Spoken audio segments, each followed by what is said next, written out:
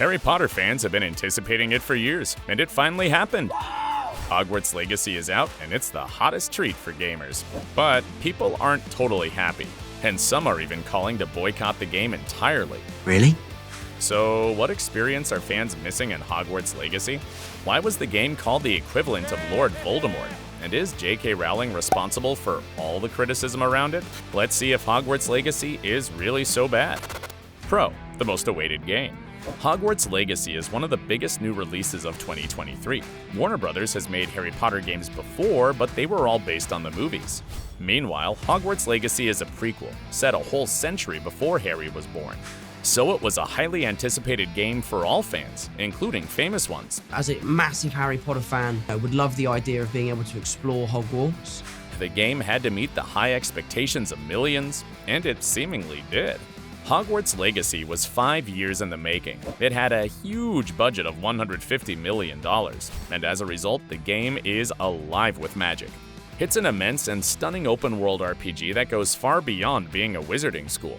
It has mysteries, dangers, and adorable creatures behind every corner. The game provides a great immersive experience, and the recreation of the world is amazing. One fan even stated that he spent 3 hours just roaming around inside the castle and didn't see all of it. Another one said that Hogwarts Legacy managed to exceed their expectations, and most gamers agree that it was totally worth the wait. But there's something odd about Hogwarts Legacy. Con, no Quidditch. If you wanted to get into the broom sport, you're gonna be disappointed. Yes, really, Hogwarts Legacy doesn't allow you to play Quidditch. What an idiot. Although there are some broom race challenges and an option to use a broom as a means of transportation. Why? Well, it's not really clear. The Hogwarts Legacy creators haven't commented as to why they left it out. One of the possible reasons is that the game was already massive as it is, and including Quidditch would make it even more complicated. Needless to say, it would inflate the budget even more and increase the development time. Funnily enough, the game kind of explains the absence of the sport. In the beginning, the headmaster mentions that the Quidditch season is cancelled due to an injury someone suffered in the final game in the last season. Whatever the reason is, it's easy to see that not including it is an unfortunate decision, especially given the sport's popularity among fans. Even Harry Potter himself would be disappointed. And all we can do is hope that Quidditch will be included in a future version. Thankfully, as of now, there are still a lot of things one can do in Hogwarts Legacy. Pro, something for everyone. According to its description, the game gives all players an interactive wizarding school experience. It provides the ability to learn spells, defeat evil, and do whatever you please. You can fly on broomsticks, not play Quidditch, but still, ride a hippogriff, and brew potions. You may explore the Room of Requirement, walk the streets of Hogsmeade, or discover the Forbidden Forest. And if you're into plants, it's also possible to grow some magical stuff. There's even an option to just hang out with different characters and roam the castle without doing anything in particular. Or, if you are feeling villainous, you can go to the Dark Arts Battle Arena to try out some of the most powerful spells. It's definitely fun that any gamer can choose their activity depending on their mood. But, in fact, one activity goes all the way down to using unforgivable curses, which apparently is totally forgivable in Hogwarts Legacy. Con, Avada Kedavra? Really? I've always wanted to use that spell. The game goes beyond the Wizarding World's limitations, as now you're allowed to kill and torture your enemies. You can throw explosives, blow people up, or even go full Voldemort on anyone who makes you angry. Here's how the game's lead designer, Kelly Murphy, comments on it. It was important for us to give players who sought out to be a dark witch or wizard an opportunity to do so.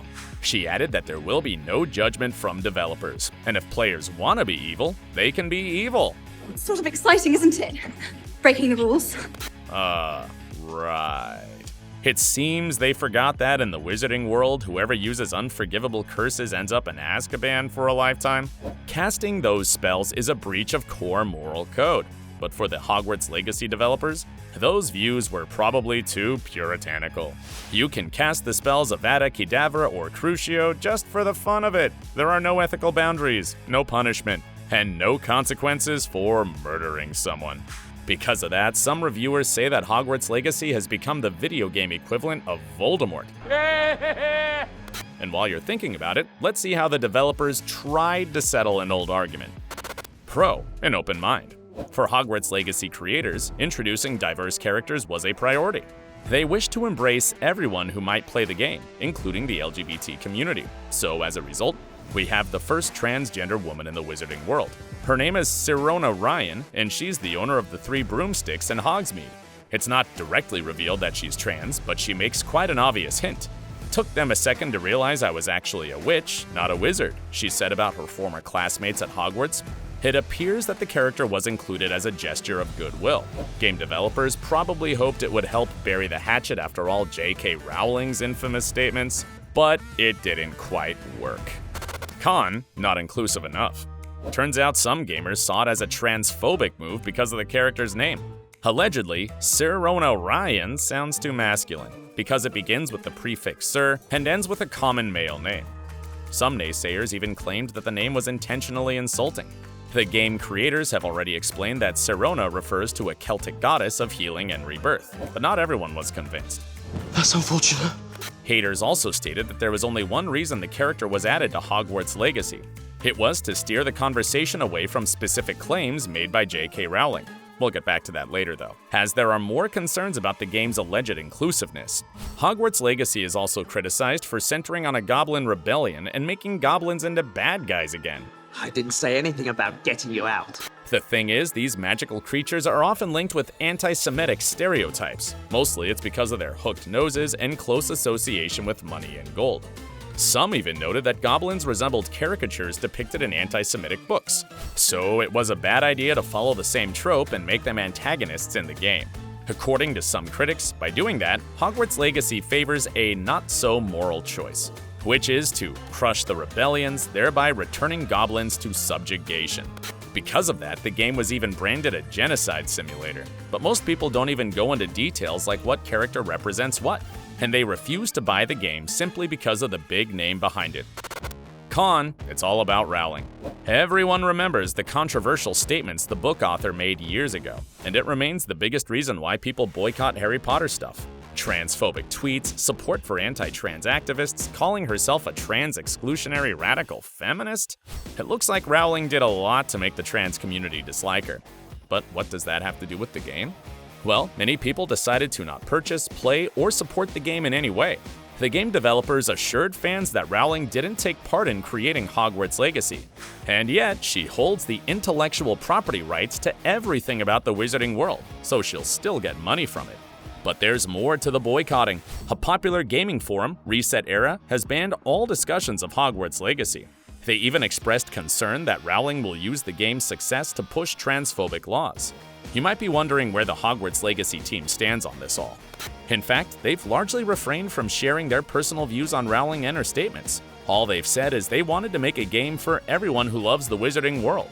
They didn't talk to the writer directly, but cooperated with her team to ensure that all the details were done perfectly.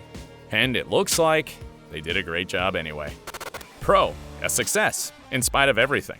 Despite all the controversies, boycotts, and disadvantages, Hogwarts Legacy still managed to become a massive hit. It immediately broke a record on Twitch, the live streaming platform, for the most live viewers. Even before its official release, it became the most watched single-player game. As many as 1.3 million viewers watched it. The previous record was held by Cyberpunk 2077 with 1.14 million views. Plus, it became the top Warner Bros. Game in terms of simultaneous players at launch. Now, Hogwarts Legacy is #1 in sales, and it shows no signs of slowing down, as over 90% of the reviews are positive.